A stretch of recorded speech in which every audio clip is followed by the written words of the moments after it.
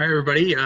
Thanks for joining us. We've got a few people still trailing in here. We're going to get started. I'm going to make this real brief on my part. I'm chairman of APA Chicago Metro Section, Brandon Nolan. Just want to give a big thank you to Teska and Michael Blue for organizing this session. But they didn't teach us that in school. So skills planners need to be successful department heads. APA CMS rolls out programs monthly, and Teska really stepped up to help us kind of keep the schedule going in this era of oddness with COVID. So thank you, and just know that following up on this event, we will be sending an email including a survey about the event that's required for CM credits, so please do fill that out. And with that, I'm going to hand it over to Philip Green, who is your MC for today. Thank you. Alrighty. Well, good afternoon, everybody. And on behalf of myself and APA Illinois, thank you so much for joining us and carving out a little bit of time in your afternoon to hear from what is, quite frankly, a fantastic panel who have a huge range of experiences and stories to tell us about their tales from the trenches as it pertains to becoming and staying a director. We hope that wherever you're joining us from, you are safe and well. And again, really just thank you. A couple of housekeeping points before we really get rolling here. I guess really just one. This webinar is your webinar. So please make sure you are using that chat box and the chat functionality there on Zoom to let us know of any questions you might have as the webinar rolls on. Please fill that up as we go. There is no need to wait until the end. If you think of something you really want to hear about, ask us, and we will try our best to get to them at the end. And anything we don't get to today, our panelists have magnanimously agreed to carving out some time in their own busy schedules to get you some answers. So we're very appreciative. That being said, as I mentioned, this is a truly fantastic panel that has been assembled for you today. My name is Philip Green. I'm the village planner here at the Village of Woodridge. And we have in this Zoom chat today, we have over 100 years of combined planning experience. And then when you add me in, it's 101. So really, really fantastic for everybody involved. So I am going to run through some introductions real quick and let you know what your is up ahead for you. So joining us today, firstly, we have Christy Barksdale Noble, who is the Community Development Director with the United City of Yorkville. Christy is an urban planner with over 20 years of progressive responsibility within the nonprofit, public, and private sectors, currently serving as the Community Development Director for the United City of Yorkville since about 2010. Christy has a bachelor's degree in urban and regional planning from the University of Southern California and is a member of the American Institute of Certified Planners. Ms. Noble's interest is zoning and zoning law, and she has testified as an expert witness in Lake County, Illinois trial court. She lives in Plainfield, Illinois with her husband and 3 children. The man who is responsible for bringing this to you is Michael Blue, FAICP, who's a principal with Teska Associates. Since joining Teska in 2013, Michael's work includes preparing zoning regulations, organizational strategic plans, neighborhood plans, comprehensive plans, development economics, and staff training. Prior to joining Teska, Michael was the Director of Community Development in Highland Park for 11 years, where he managed a department of 30 staff and focused on long-range planning, review, and approval of proposed development projects, permit approval, and support of City Council and Commission activities. Michael also worked as Deputy Community Development Director in the village of Mount Prospect for 5 years, managing staff in day-to-day operations related to planning, building permits, and code enforcement. We also have Ray Lai, who is the Executive Director, Bloomington Normal Regional Plan Commission. Prior to joining the McLean County Regional Planning Commission as its Executive Director in January 2020, Mr. Lai was serving as the Director of Economic and Community Development for the City of Decatur, leading a 21-member department team, and then he was the Deputy Director of Economic and Community Development for the City of University City, Missouri. Previously, he worked as an Associate Senior Planner in Asia Prospect for ACOM, a leading US-based global consultancy, and the Director of Planning and Zoning for the City of Edwardsville. We also have Tai Livingston, who is the Director of Planning and Community Development for the City of East Peoria, where he's been since 2006, While he's been involved in a number of community-focused efforts in that time, he has been most notably an active contributor in the ongoing redevelopment of a 100-plus acre brownfield site known as the Levy District. Prior to working at the city, Tai was the planning and marketing director for CityLink for 6 years. He's also been the transportation planner at the Tri-County Regional Planning Commission and executive director of the East Peoria Chamber of Commerce.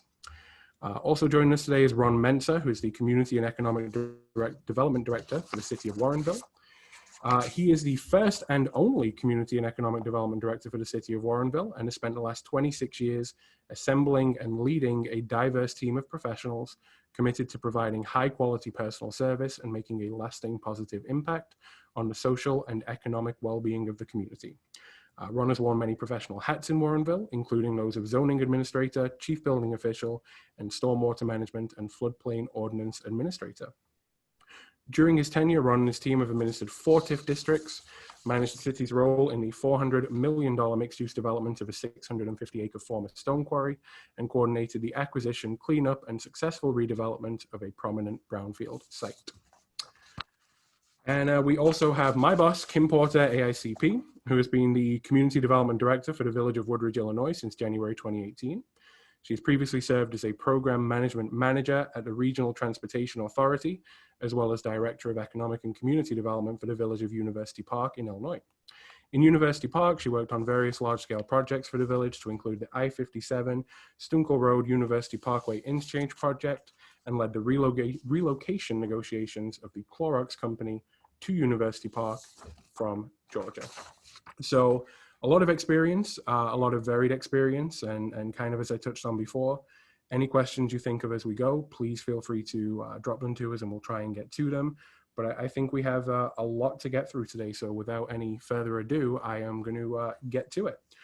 So we've done with APA Illinois a few of these kind of, I guess, career series webinars so far, ranging from entry-level planners, some of whom, most of whom actually were students still trying to find their first job, and now all the way to this level for those who are looking to take their next steps. And I think what we have for you today is a lot of really good conversation about the differences you'll experience when you step out of planning and into directing. So I want to start with something that perhaps a lot of planners won't have necessarily had a lot of hands-on experience with, which is the budget process. So as a planner, how do you actually take that step into managing your budget process? And Christy, if we can start with your experiences on that, please. Sure. The first time I had to handle a budget just happened to be the greatest recession since the Great Depression in 2010. So I had to look at things from a different perspective. So how I approached the budget was I looked at setting departmental goals. Most communities have their own goals for the departments and for the team, but I needed to do something internally to see where the focus was going to be for our department. So the idea was to take something internal facing, which is a budget process, and then see what I can get for external benefits to the organization or to the public. So I had to get my managers buy-in, and you can do anything. Typically you look at staff development, staff hire, study plan, funding, but I chose to go paperless. We were on a limited budget. This is something that we could do internally and with a little bit of external help. So our goal was to help us assist with FOIAs because we had no staff. It was just me. Increase our productivity and turn around and streamline that review process. So when you look at your budget ask, you kind of relate that back to your departmental goal. And so my department budget ask was that we have some funds to do some scanning of archive documents. We added some language into our comp plan later on that included electronic deliverables. And then in our UDO, we looked at having an online smart code. So it all fit under that umbrella of our departmental goal of going paperless. The next thing you do in a budget is you try to team up with another department head. Maybe your department needs kind of is similar to someone else's, closely related possibly. And if both department heads ask for it, it's harder to say no sometimes, maybe. So an example I have is one year Public Works needed an arborist for tree trimming and removal. So I was talking with the Public Works director, and I thought, well, maybe if we get a forester, that forester could help me with some of the landscape reviews that we had to do internally. That wasn't my expertise. So that was a budget ask. And what we did was we proposed sharing it through both of our budgets. So it wasn't as big of a hit to either of our needs. Another example is police. Police wanted to transition to e-ticketing.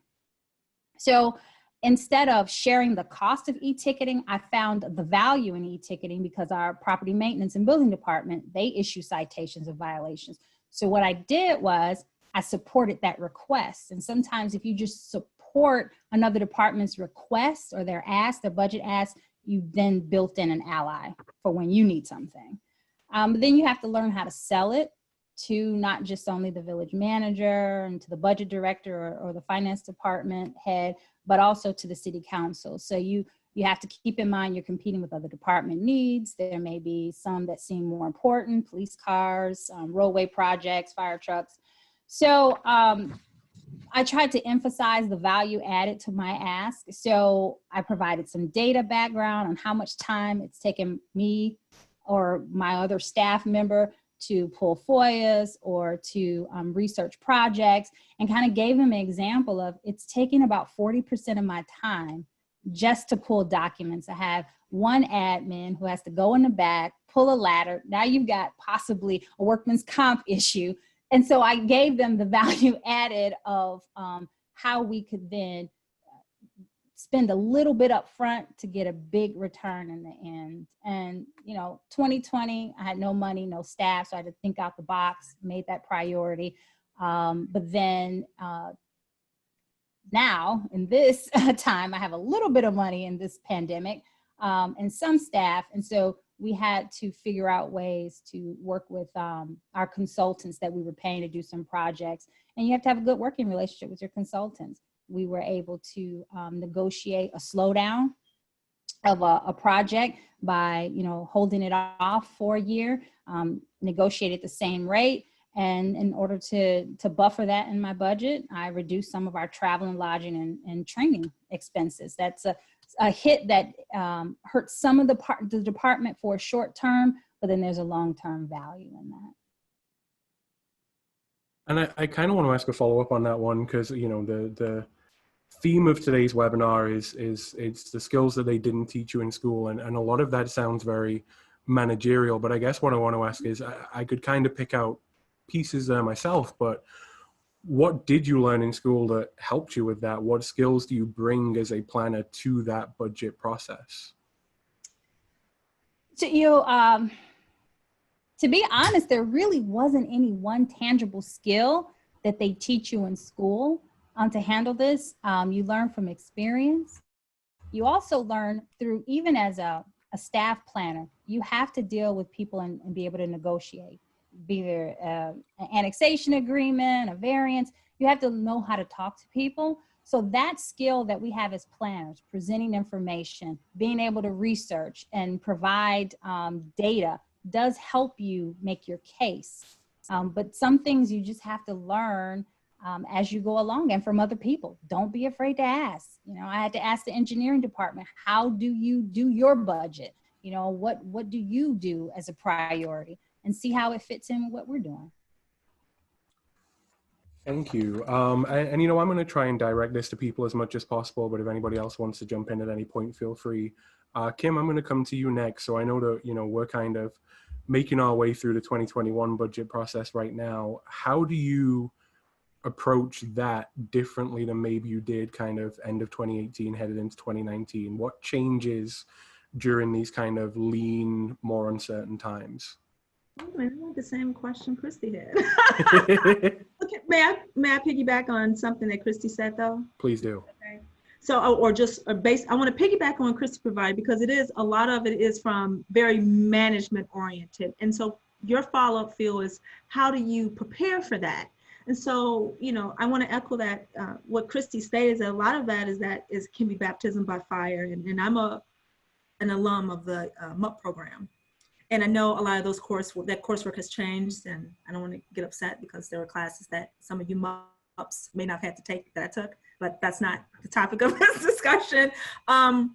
If there is a budgeting course in whatever program you've gone to or currently in, I would say definitely take it.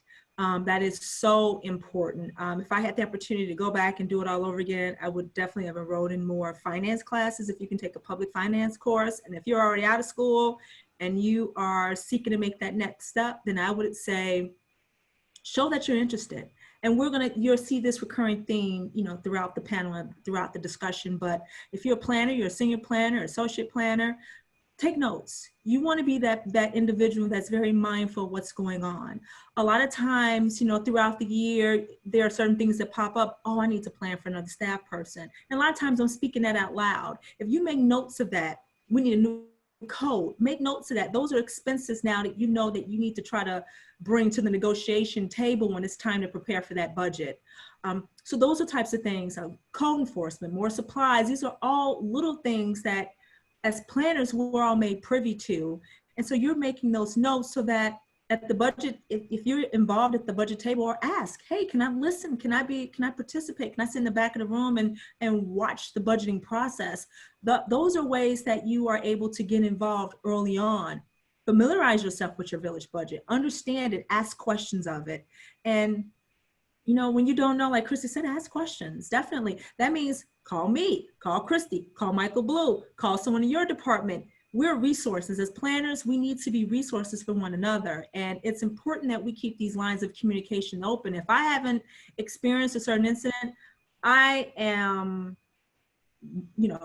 will call someone. I will call a colleague. Hey, I will email them. What are you working on? Have you dealt with this? I will scour their websites. So those are the types of things that you need to make sure that you're staying abreast of. And I think that helps you get your feet wet with respect to budgeting, so that if you know that your next step is that, depending on how your organization is aligned or the community that you're interested in going to is aligned, that senior planner, that assistant director position, those are the types of skills I look for when I'm interviewing. If you've told me that you've done those things, that's something that I'm looking for. That tells me that you've been preparing for that next step in your career.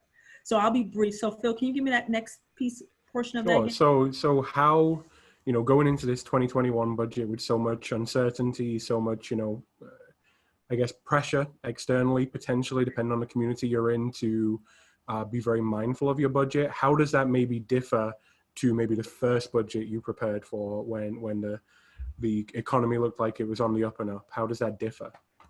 You need to be even more flexible. You definitely have to be flexible in this particular budget process. I mean, just under normal circumstances, it's a lot of give and take.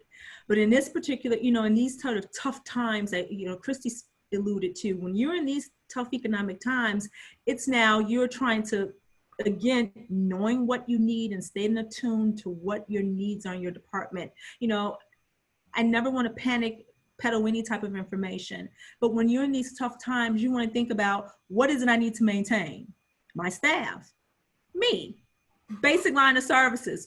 So, and how do we show our value? How do you show your value? What is it that you can do to cut your budget? Again, how can you share resources, as Christy spoke about, with other departments? You've got to get creative.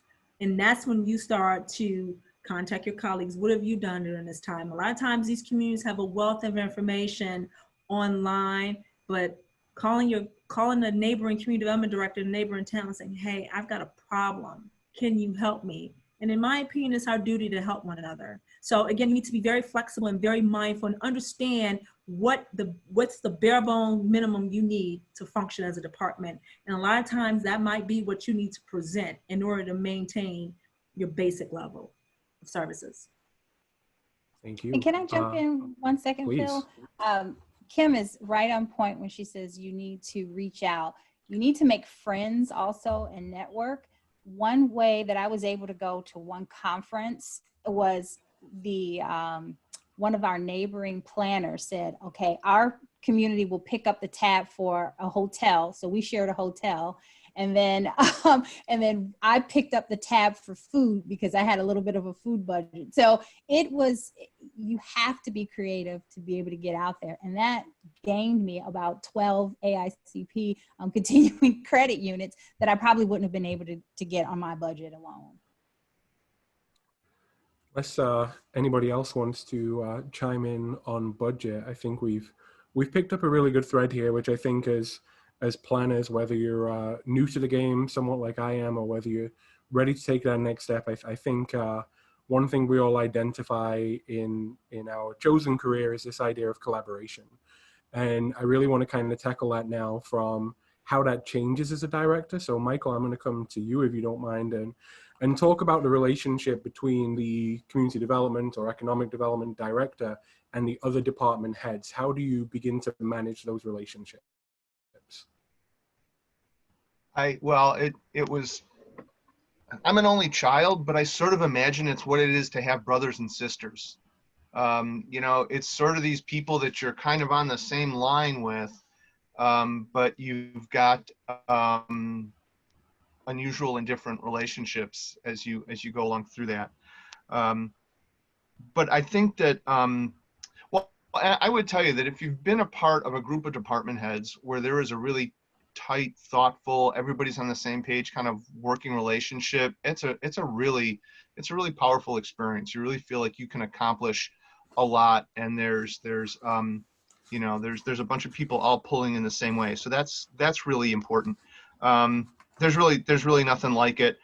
We used to try and pick up group goals. So, you know, we had to go through that awful process of updating the staff evaluation process. And we decided that we would do it all as a group.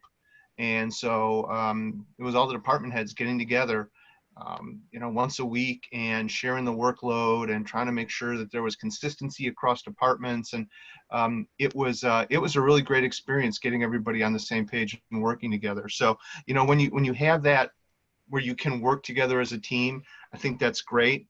I don't think you always have that when you work together. I heard a story about a friend who, when they became a community development director, they went around to meet the other department heads and had a lovely chat with all of them. And at the end, one of the other department heads said, look, anytime somebody says, look, you know, right? Said, look, here's the deal. You stay out of my stuff, I'll stay out of your stuff, and we both have each other's back with the boss, right? And I said, sure, chief, absolutely. You know, so you're not always going to have that relationship, but if you don't, you really have to commit yourself to having those difficult conversations, to not letting anything fester. If there's a problem with your staff to somebody else's staff, or between you and another person, or something that's going on, you have to do the hard thing, which is to not just put your head in the sand and go, oh, I'm not going to go talk to him. That's really not, I don't want to do that. You really have to make yourself do it. You have to understand that there are different approaches and different goals and different areas of emphasis for different departments. You have to respect that, and you have to really be conscious of it. You can't just assume that everybody's got the same goals as the community development department or the planning department. You got to understand that they're actually about doing something else, and that what you're doing, as important as it is to you and the future of your community, it really may not be high on their list. And so you really have to do that. The best bit of advice that I would share that I got in terms of working relationships with department heads is that you have to be comfortable having difficult conversations. And that's why I say about you can't let anything fester. But when you're sitting at the staff meeting and somebody says something that you just think is not going to work or is a bad idea, you have to find the time to bring that up, whether it's there in that meeting or going for lunch after or whatnot. And that's the other part of it too, is you got to find the ways to build team, whether or not it's going to lunch individually or going to happy hour as a group. All of those team building kind of things are also very important. Some city managers are going to be very into doing that kind of joint training and joint team building. That's a good situation to be in. Sometimes you have to create that yourself, but creating that family, creating that relationship with everybody, and not being afraid to have difficult conversations, I think are really the heart of it. Fantastic, thank you. Ron, I'm really interested in your perspective on this, you know, with the career trajectory that you've had, as we kind of touched upon before, being a first and only director over there in Warrenville. How does that change your relationship with your fellow department heads? First, I'd like to just acknowledge that what Michael had to say, I agree entirely with all those suggestions or points. He's right on target. I do have had a unique experience coming into the city of Warrenville. They created the position I now hold. It was a new position because they were anticipating a lot of development was going to happen, and they thought they needed a professional to handle that, which in the past, planning, zoning, building stuff got kind of distributed across a variety of people that weren't necessarily trained in it, really didn't care about it, and as a result, really weren't the most professional people in handling it. So when I came in, I remember the first day I was wearing a tie and dressed for the position, you might say. And I was in a little 1,200 square foot building, was like an annex to City Hall. And my office was in the same building with one other department head. He was a longtime public works guy, and he had some of the responsibilities that I was assuming that he didn't really deal with very effectively. And he looked at me like, who is this guy with a tie? He's coming in, going to tell me what I'm going to do. He's the new guy in the block. And he didn't want to give me the time of day. He did not want to speak with me. He didn't want to help me. He didn't care what I had to say. And you know what? You got to suck that up. I earned his trust. And I think that's something that I would tell new directors is you can't expect to come in and just because you have the title that people are going to, trust you, number one, and respect you. You have to earn that. You have to earn their trust and their respect. And you earn their trust and respect by communicating with them in an effective manner. You don't talk about them behind their back. You don't criticize them. You appreciate the work that they do. You try to work with them closely. What I did is I constantly reached out to these people. I constantly asked questions. A lot of times I wouldn't get any responses, but I was constantly at their door looking for their input, asking them questions, not about just technical issues, about being a manager. They had wisdom and experience that certainly I knew that I could grow from. So I think that's a big point that I would like to make that Michael didn't cover. Another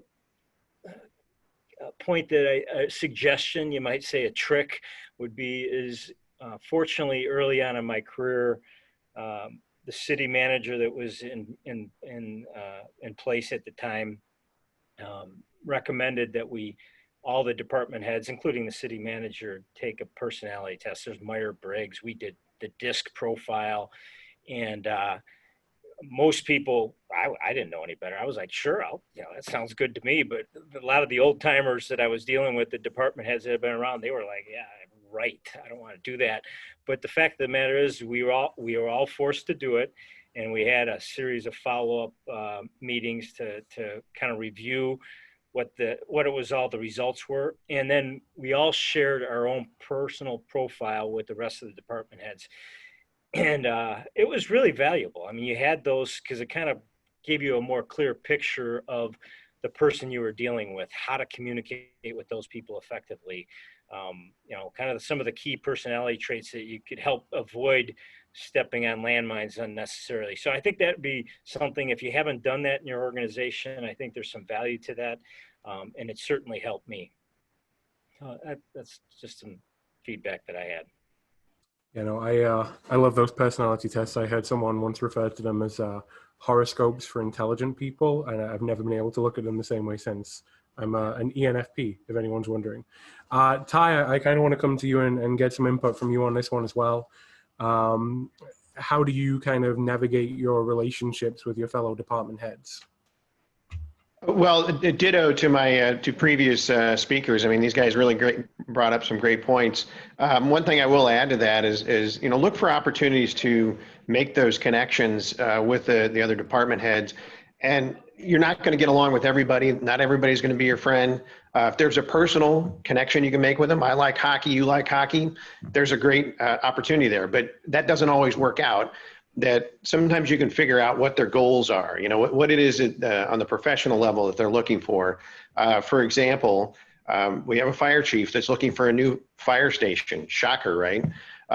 So in our capacity as planners, we can assist that effort. And I think that that's something where we can build some political capital and rapport with those folks. And we're working with them on identifying a site. And our GIS coordinator who works for me is working on runtime mapping to make sure that the placement of the station is appropriate.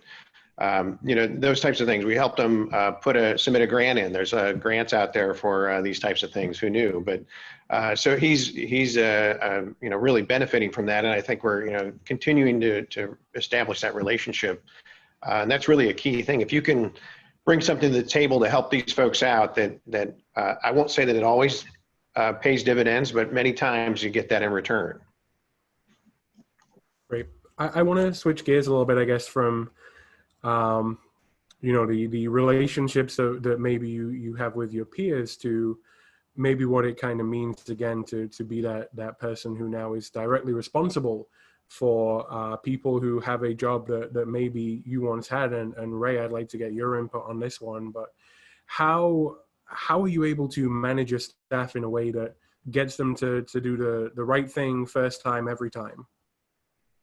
I think usually what I would do is to explain the what's and why's, what do I expect or what they can do on this particular project, and then explain the why so that they can see the bigger picture. It's not just some nitty gritty, but maybe stuffing envelopes relates to a public hearing that impacts a project of a development that will bring millions of dollars to the community, for example. So to explain the what's and why's to the staff, and also to encourage them to ask questions early enough during the process. We don't have to wait until the deadline to ask questions after wasting time to do something that they were heading to a wrong path. And so encourage them to ask questions. There's no dumb questions to ask, and we just work together and just ask questions. So we'll look at the project or the task together, make sure they're on the right track. Another thing I would usually remind myself to do and try to do is to make myself available. Despite the pandemic, they know that I'm at the office. If they're working from home, they can email, text me, Slack me, call me, text me, however they want to reach me. And then if necessary, we can even hold a virtual discussion. And so just to make myself available. So those will be the key things I would do if, just sitting down with staff on the first, the task, and that they would like to see them successful in the task, and then, be part of the team. Thank you. Thank you, Ray. And I think it's interesting that you kind of touched upon the impacts of the pandemic right there, that, a lot has changed for pretty much, I'm sure, everybody here, right? And I know that I shared with this group when we all kind of touched base a few days ago that, I personally know 2 people who have become managers and directors during all of this, and this is kind of their first time getting to know their teams is going to be virtually. And Christy, I know you had some insight there on just the difference and the change that you and the flexibility you have to bring to the table as a director, as a manager, when it comes to this change from in-person work to remote work. Can you give us a little bit more on that? Sure. First, you have to know that your staff are people just like you. They have families, they have obligations. So you have to be in tune to that. But you have to know your team's strengths and weaknesses. You have to know, does someone on the team need more help meeting deadlines? This is something that you probably observed before. You went into remote managing, but now it's probably going to come a little bit more up surface. You might make sure that they check their voicemails, or that you do a call with them, or face with them on do Zoom or Teams, just on an ongoing project, so that you know where their status is along the way. But also, you have that other staff member that's the martyr that likes to take on too much, and they're doing too much, and that can then break down as well. They can be overwhelmed, so you don't want that happening. So you need to check the productivity as much as you can. If the output is more than average, maybe require them. And I had to do this recently, to set a percentage of their work to be outsourced, or share it with a colleague if you see that other colleague is doing less than average. So you have to be mindful of that. And the way I check that is we do like daily, at the end of the day, we do daily tasks, like what have I done today? And, you know, you see if someone else's is a little bit leaner than others, then you can pick up on that. And then there's the staff member that doesn't like directives as much, and we've all had those. So as much as possible, give directions in writing, or any changes in policy. We had to do that to the entire department, so that at any time this stamps out any potential of somebody, you know, misinterpreting what you said in a call to someone else, and you get that taken care of. Be available. I know that there's a conflict with people of the open door policy versus you need an appointment. I'm more of the open door, but you do have to have some structure. You don't really need people interrupting you in the middle of your workday. So do what works best for you, for your sanity, for your personality, and what meets the needs of your staff.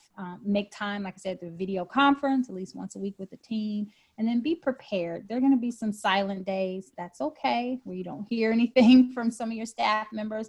There are going to be some extremely busy days. That's okay too. But any staff conflicts, any missteps, that's not okay, but it's to be expected. Just be prepared to handle them when they happen. And, you know, I think we're kind of opening up a few interesting doors here, and there's something that you touched upon then that I definitely want to come back to. But Michael, I kind of want to put you on a spot here just from your kind of double-pronged experience as a director, both in the public sector and now as a principal in the private sector. What has changed for you as a consultant in terms of how you're having to work with not only your own staff, but maybe the project teams that you're working with on the client side now that we've switched to a more remote approach? Well, as you can see, I'm working here from the planning bunker in my home, and so we're all very remote. The thing I would tell you that we found from that I think applies both public and private sector is that we're just as accessible to each other. It's almost easier to find people if they're going to be at their desk using Zoom or Teams or whatever you happen to have. I don't get my steps in going to see other people, but I would echo what Christy said. Just the need to stay in touch is real important. I think the other thing that's important is to really touch base about how people are doing. And I think that sometimes we just, without thinking about it, saying, how you doing? I think you need to mean that when you say it now, because this is weird and this is hard, and you need to give people that opportunity. And if they don't want to take it, that's great. I'm not suggesting you put anybody in a headlock and insist that they tell you how they're doing, but you need to make yourself accessible.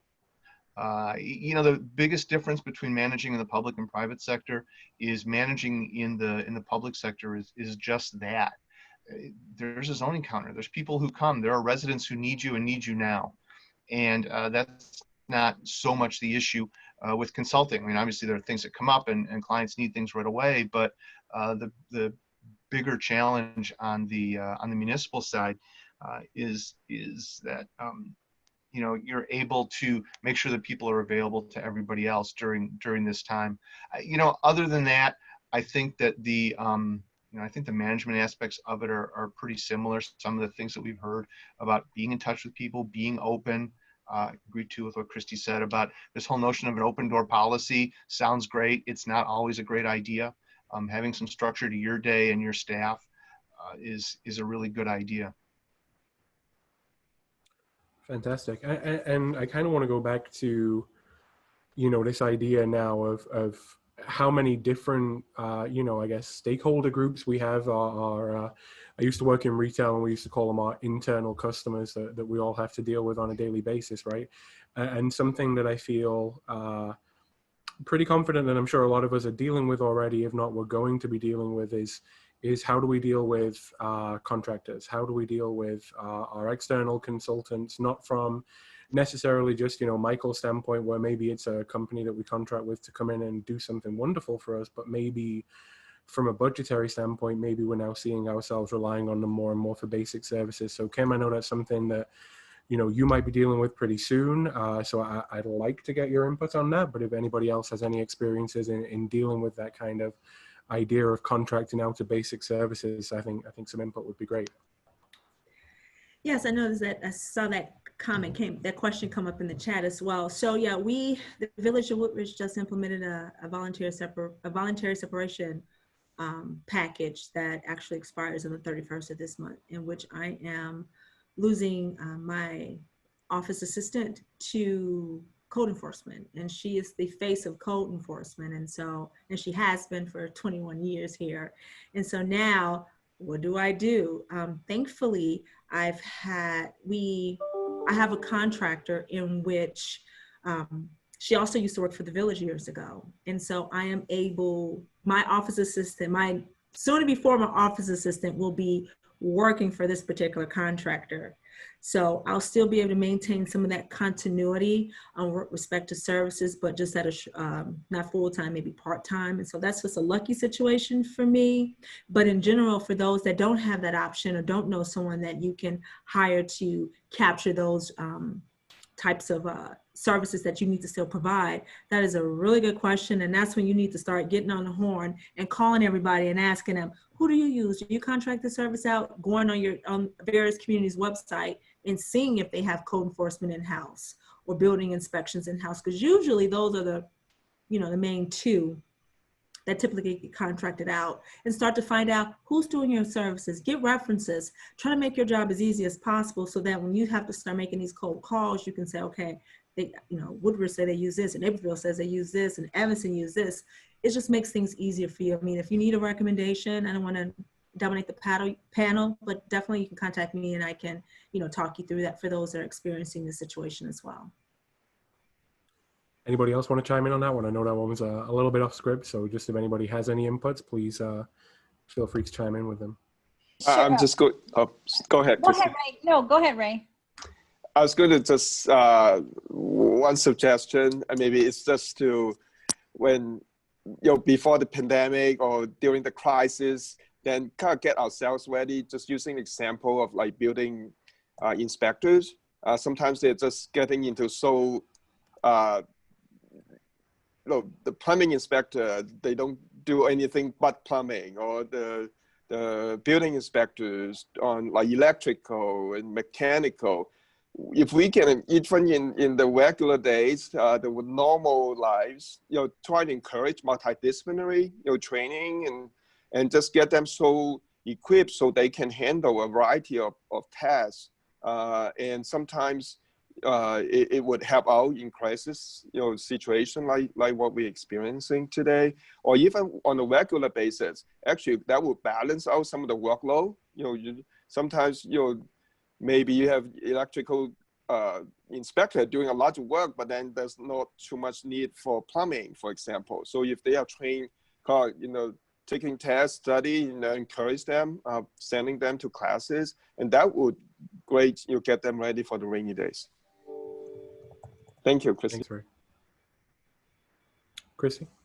Oh, what I was going to offer up is look into doing intergovernmental agreements with your neighboring municipalities or even your county. We had one during the lean times where we shared a building inspector with the county. It was no cost. You have to work through if you have differing codes. So they wouldn't do maybe certain types of inspections because we were on a different code series than they were on, but at least you have that knowledge in place, and then they cover for vacations. If you do use a consultant, just like Kim was saying, check out what other communities are using, but do your own homework and interview these companies. Some are from out of state, so they have different practices, and you'll probably hear that from the local builders, like, hey, why is this guy allowing this to happen? So familiarize yourself with your own codes.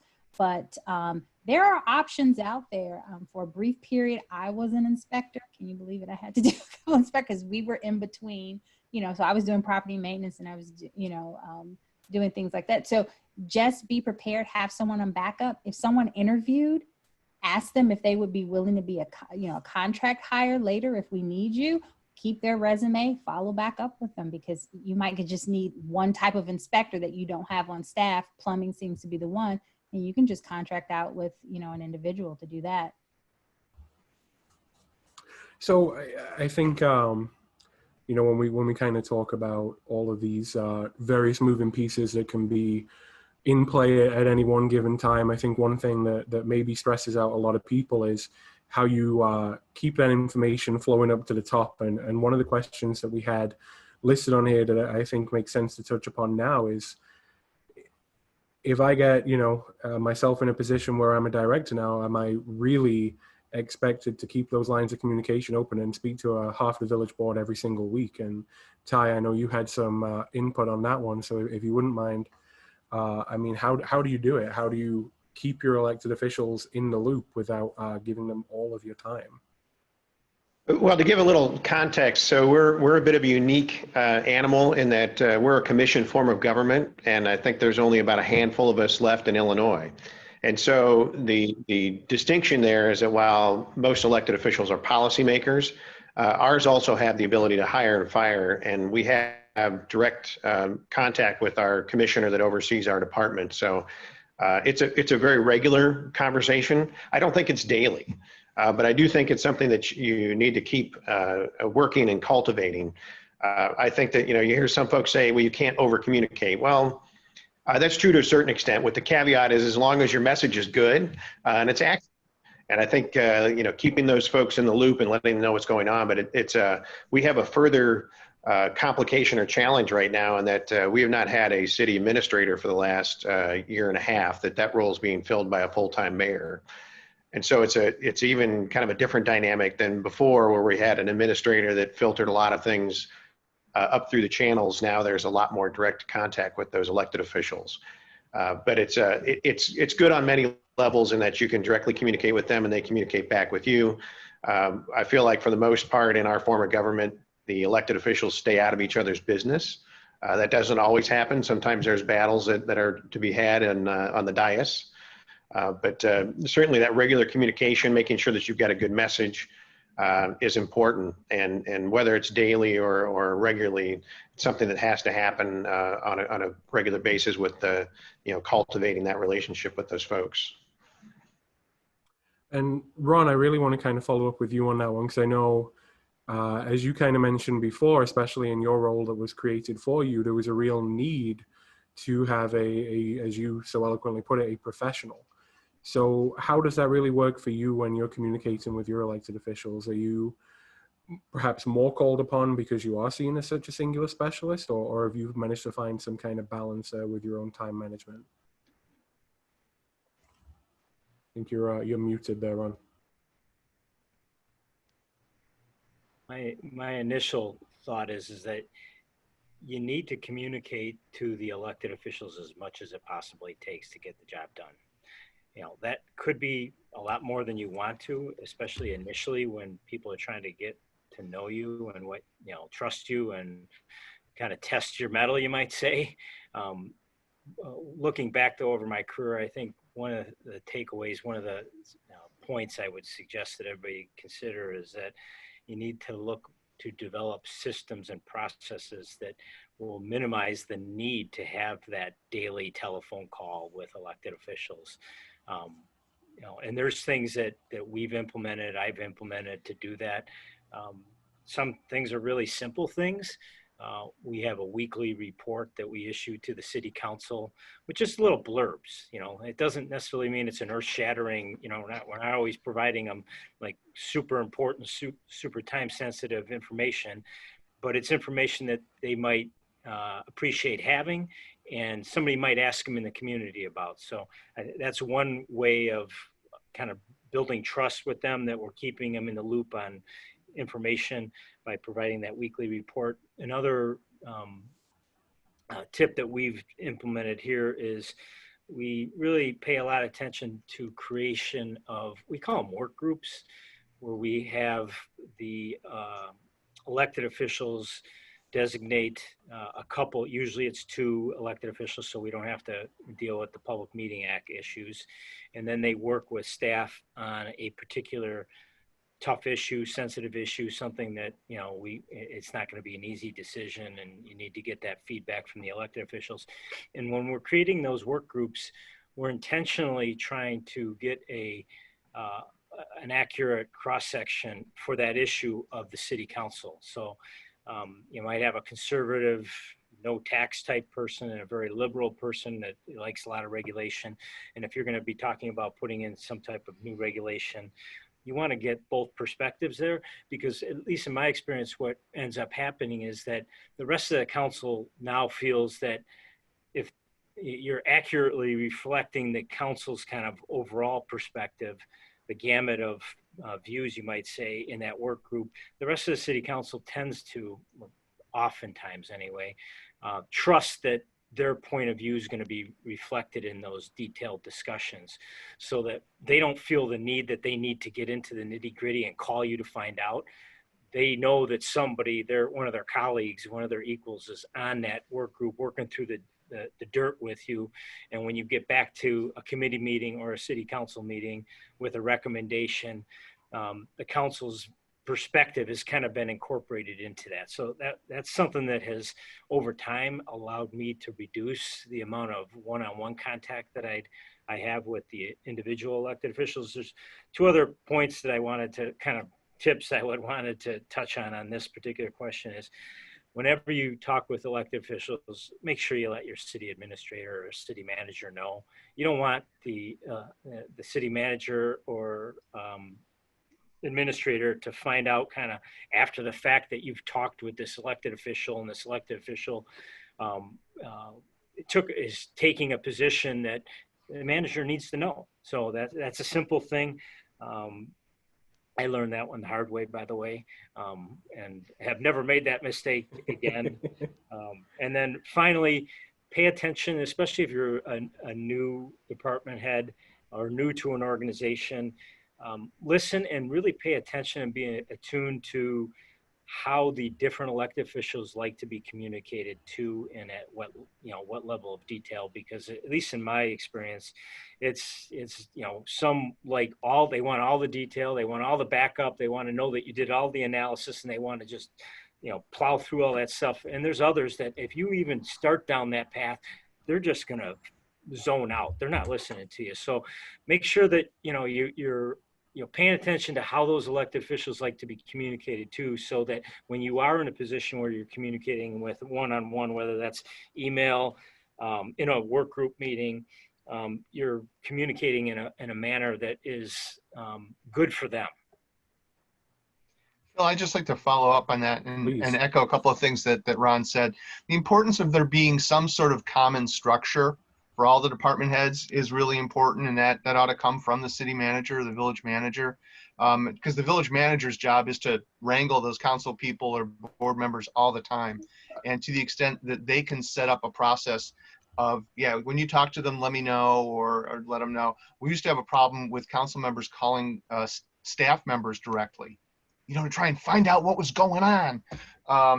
And so that kind of got to be a problem. And it really became the manager's office that dealt with the issue of saying, hey, look, if you're going to call a department, talk to the department head. And so the idea of there being structure and rules there is important. Also, what Ron said about no surprises is so very important.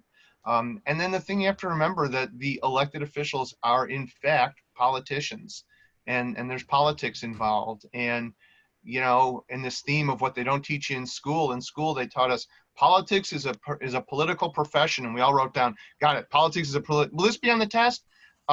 You have no idea how political the tiniest of towns can be until you're a director, and every question you get asked at a meeting starts with, isn't it true that? Right? Which means that the question comes with the answer.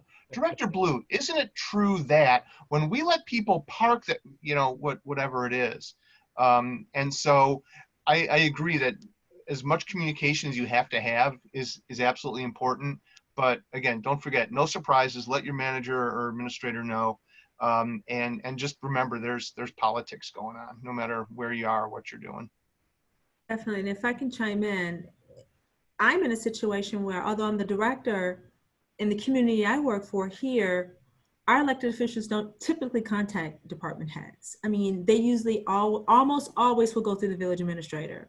So what we find is that all of the questions and comments that the elected officials may have regarding a particular issue will come to my administrator, and then I'll get 1,002 questions that I'm expected to answer literally in 2 days. And so that's the different, it's that it's all coming from one location, which I can appreciate. It's just a lot of times you're getting inundated, and that means that a lot of times you got to drop what you're doing and respond to these questions. And so again, when you do get that off the wall call from an elected official, if you're in that type of structure where they all come through the village manager or village administrator's office, that should definitely give you pause. And you want to make sure that you be very mindful of what you're saying, because this is a game of politics, and this is what they don't tell you in school. You want to be very mindful, because what you don't want is to get caught in what I like to call the trick bag, saying, oh, entry-level planner Phil Green said that, oh yeah, I can have all these released from the code, and they may be calling for their neighbor who's the applicant and the petitioner. So unfortunately,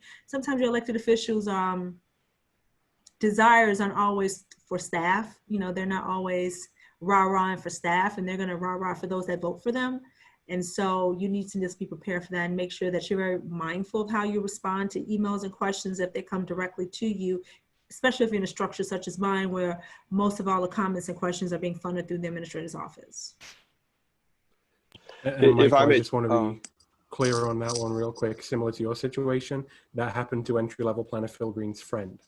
So just so we're real clear on that one. I don't want to take a lot of time on this question. Just want to say to the couple cities I've worked for, they have standing policies that if day one, if I go into to be the director, to really know that, hey, the city manager, the city administrator actually is the buffer. So there's standing policy, and that policy is conveyed to all the council members so that they know. So when they approach the director, they know they're not supposed to, but I know they're also, from my experience, that some would still chose to contact the director. But I think it's good, if there were standing policies, certain cities and towns, then that would make our life easier. And then sometimes, as said, Kim referred earlier, sometimes the politicians, elected officials, they would contact your staff directly. And so I think it would be good to remind staff that whenever they got those type of calls or inquiries, to say, let me check with the director and get back with you. And then when you respond, copy me or whatever, after the discussion with the staff. So and then depending on the nature of the issue, maybe we have to copy the city manager and the city administrator. And then again, we cannot keep doing it. So really the solution would be for the city manager, to really have a talk with the elected official. Ray, I think that's a great point. Just from the perspective of a staff planner, I cannot stress enough how useful it is to know that you have a director that will support you in that way, and that you always have the ability to just put the phone down and go and ask a question, and that you will be supported in whatever answer you need to give or decision you need to make. And I think, that's my perspective on the case, is to it's useful, especially when you're early in your career like I am. It's very helpful to know that you have a manager that understands the quote unquote trick bag and will help pull you out of it if you find yourself in there, because it will happen, I'm sure. So I kind of do want to, switch tact a little bit now. I think we've had some fantastic discussion on the day-to-day and the practical realities of being a director. And, as I kind of mentioned at the very top of this, I'm sure we have a lot of people here with us today. And this is really part of a larger kind of webinar approach to careers that we're trying to approach. So I'm trying to think a little bit more selfishly, maybe on behalf of the people here, and really talk about the steps that maybe you guys took, or the steps that maybe those people who are watching right now need to start to take to get to where you guys are, to get that director position, right? And so I guess what I want to really start with is your perspective from that side of the desk. So Christy, I'm going to start with you, and I'm going to ask, what as a director do you do and do you need to do to help get your staff ready to take those next steps? So the first thing is your job as a manager is to help your staff grow. You don't want them to stay stagnant. They need to know they're valued. Advocate for your staff. And then you need to talk to your staff to know what their goals are for themselves.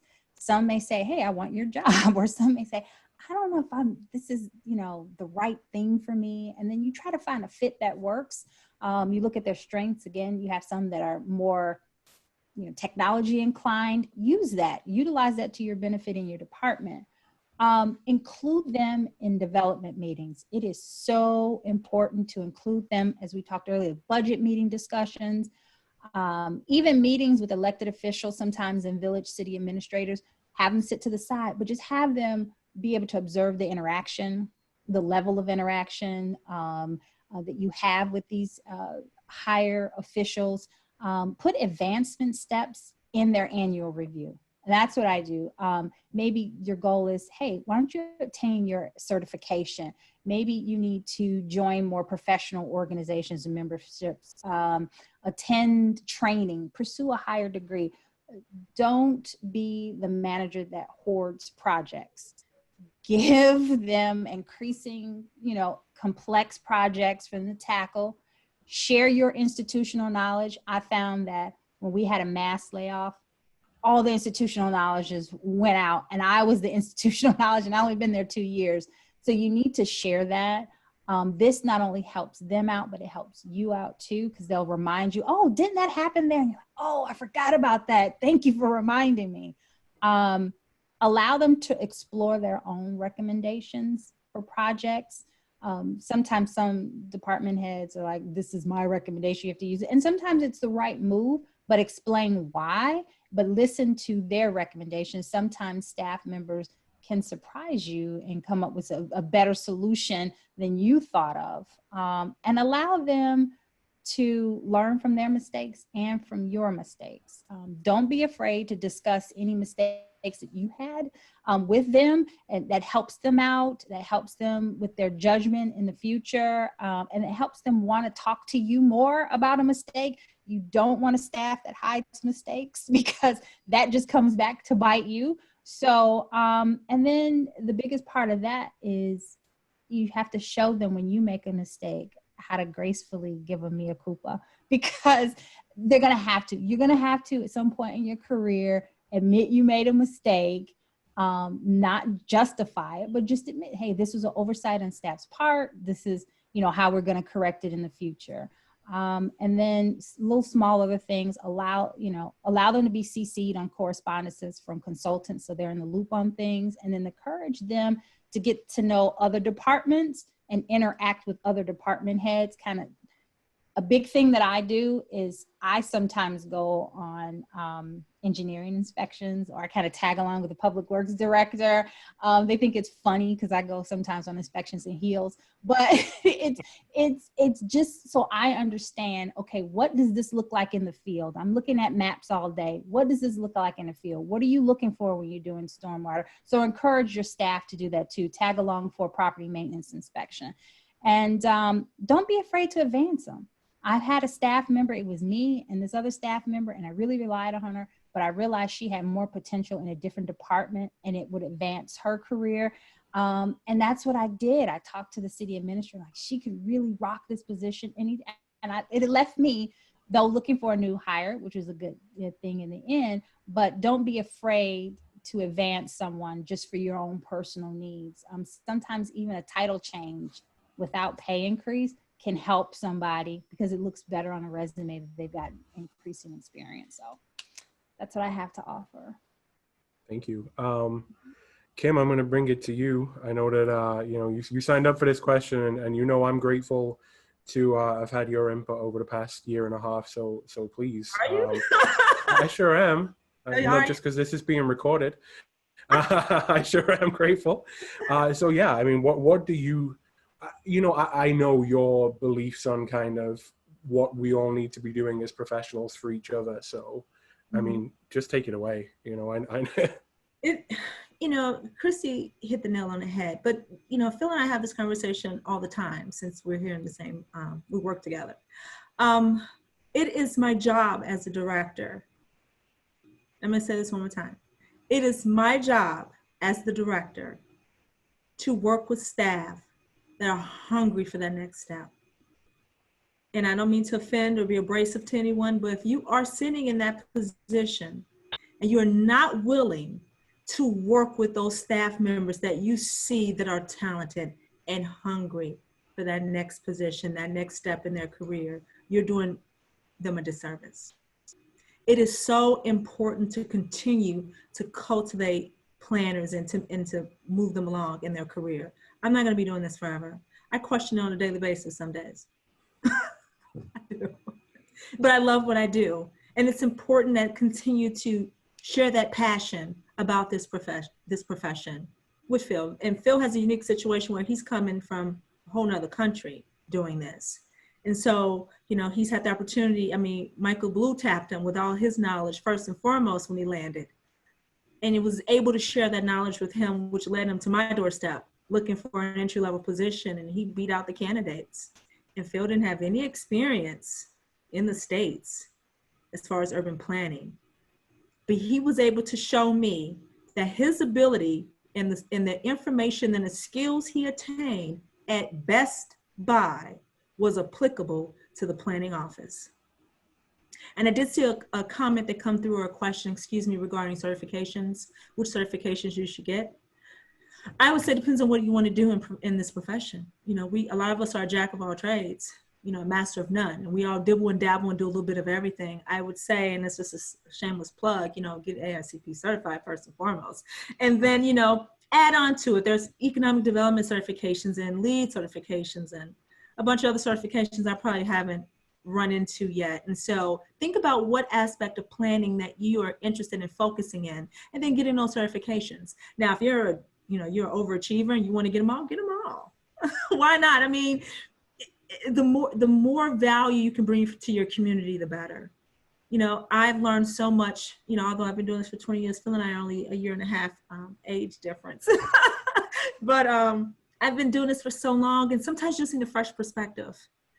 And when I'm in my office and we're talking about different things, and Phil and I it's just the two of us right now, so open door. I mean, he's practically sitting in my threshold when I'm screaming, Phil, and this is all day, every day. We are constantly talking to one another about projects and what we need to do. And I think Phil has had the great education during this pandemic and a little bit of this economic downturn, is that he's had the opportunity now to experience a myriad of different projects that I think he might not have experienced this fast if it wasn't from this pandemic.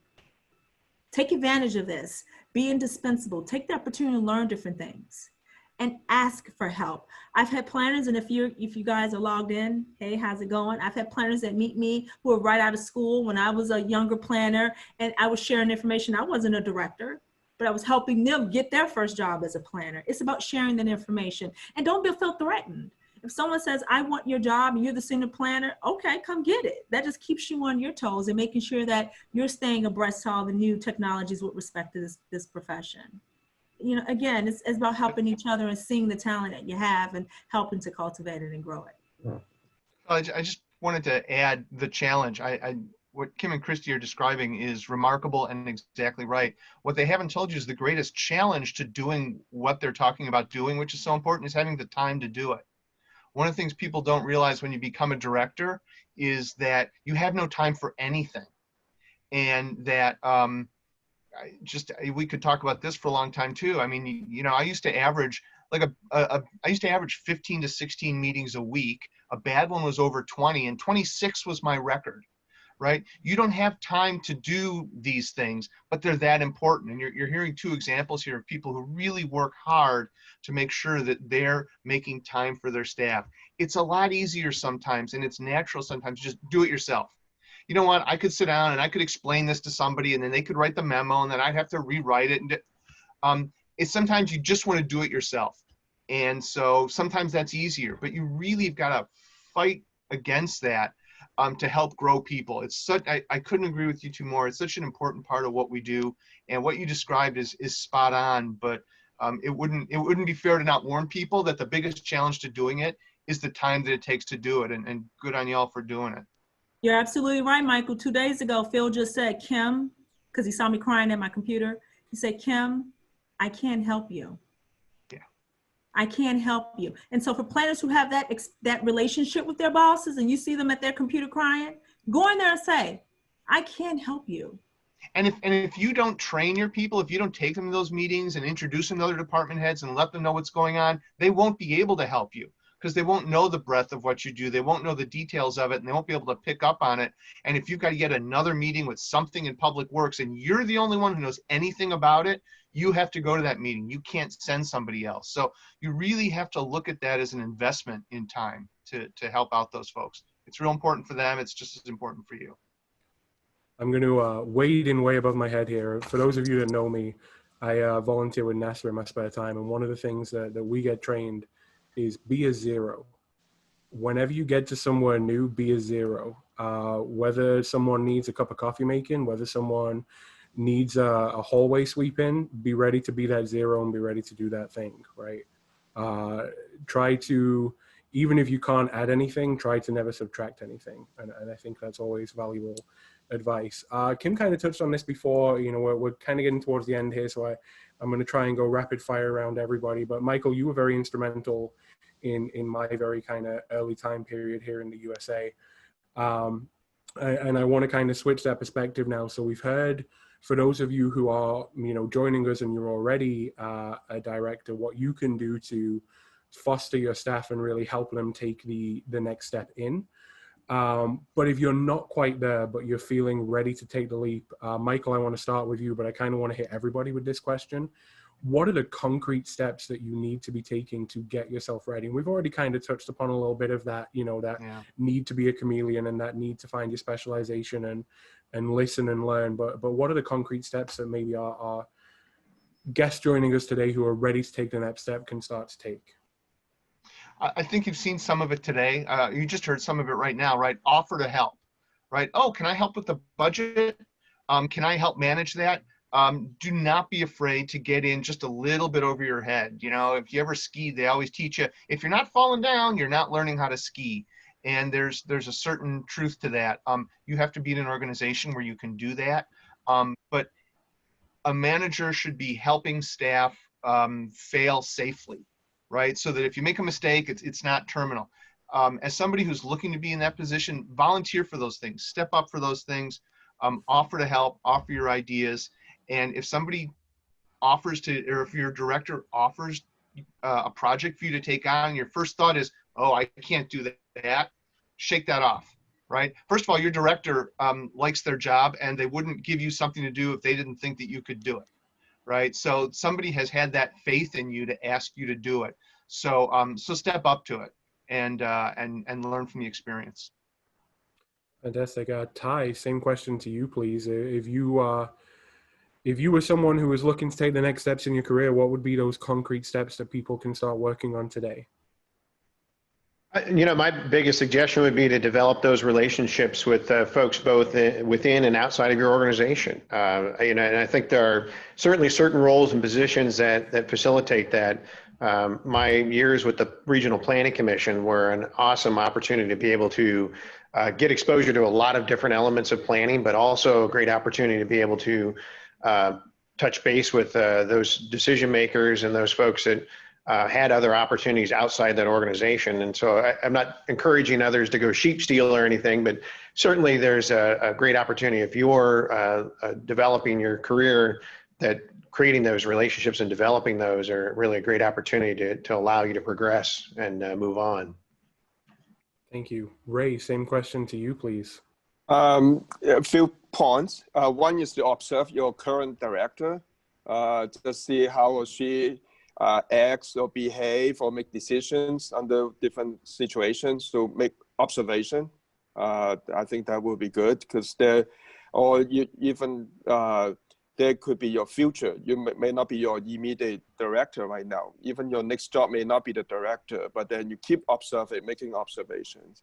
The other is kind of mentioned before, you equip yourselves, with different certification or learning opportunities or webinars or professional development opportunities, keeping on top of the planning trends, see what's going on, because that allows us to have the bigger picture, what's going on, not just your own local scene, but the bigger picture of what's going on in other parts of the country, other parts of the world in terms of planning.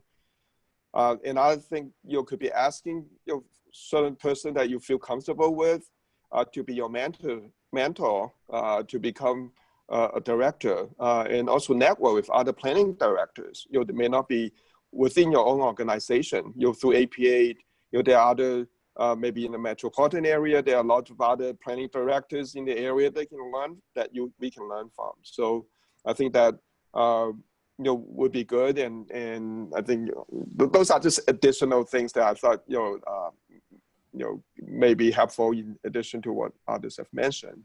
So I think there are a lot of great people, not just this panel, but then a lot of directors in the Chicago area, Central Illinois, South Illinois. I think that those are good resources for us to learn from. Fantastic, thank you. Ron, same question to you, please. What are the next steps that those of us who are joining here today can start to work on? The one thing I would recommend, and I honestly, it wasn't something that was apparent. Nobody really suggested it to me in my early career as a director, was to really take the opportunity to continue to learn. And not, what I found myself doing is attending a lot of APA type stuff and reading technical stuff about stuff that interests me, project that I could see applying day to day, kind of in a tangible manner. And what I'm talking about is learn and educate yourself on what it takes to be a good leader, what it takes to be a good mentor. We're in today's digital world. There is, you can get great books on digital formats. You can listen when you run or ride your bike. There's podcasts, there's all kinds of opportunities to learn from some great people about what it takes to be a great leader and a great mentor. And I would just encourage people to invest the time to do that on a regular basis early on in their career. Don't let 10 years get by as a community development director like I did before you did that, because I really feel that our organization, once I really devoted a lot of time to that and made that a focus for myself, I believe the whole organization benefited from that in the community as a result. So that would be my big takeaway. Thank you. And Christy and Kim, I know you guys kind of touched on this, but if you were to give the elevator pitch to a director in waiting, what would it be? Take an opportunity to ask your director if you can manage something or someone. That's the one experience when you go into this position, if you never manage another person, that you learn on the fly. So even if it's just an unpaid intern, consultant on a project, get that opportunity and learn from it, because most of what you're doing is dealing with people anyway, but learning how to manage, learning how to give constructive criticism, learning how to praise in public and, talk in private about some of those other things and relate to other people. That's a world of knowledge right there. It is. That is so important. You have to be able to, praise and admonish. Mm-hmm. And that's the ugly side of management in any profession. And you have to know yourself and know if that's something that you want to do. I think a lot of us could give you stories, maybe at a future happy hour, about bad bosses we've had in this profession that don't manage, don't know how to deal with personnel issues. Don't be that director. Be an inspiration. A good employee is an inspiration, and they inspire you. And not to toot Phil's horn, but to Phil is great. He really does a lot of work. He is fantastic, and I rely on him. And that's what you want. You want, because he looks for other things to do, and he's able to bring a level of knowledge that I don't have. And as a good director, you want to be able to work with someone. Don't be scared of that because you don't know it. You're not supposed to know everything. It's a team effort, and I think Phil can echo, I always refer to my staff as my team. This is my team. We work together. I don't want to say, oh, you work for me. You work together. You're my team. And so it's very team oriented. You know, we have individual requirements, but it's very a team collaborative effort because that's how we get through the day. And so be that inspiration, you know, but know yourself. Christy has hit the nail on the head with this one too. You need to know if managing people and dealing with people is something that you want to do, because that is a part of the job. And if, and for some, and don't get turned off of that by that if you're introverted, because sometimes being a director brings that out in you of dealing with residents, angry residents, mob action, accosting you at the Starbucks when you just want your mocha latte and get back to the office before your 9 a.m. Monday morning meeting. This is a true story. So you have to be ready for that and prepared for that and deal with that as graciously as you can, you know? And so I would agree is that know yourself and know if that's something that you want to do before you take a step into that pool, because it's not meant for everybody. And don't feel bad if you don't feel that being a director is something that you don't want to do.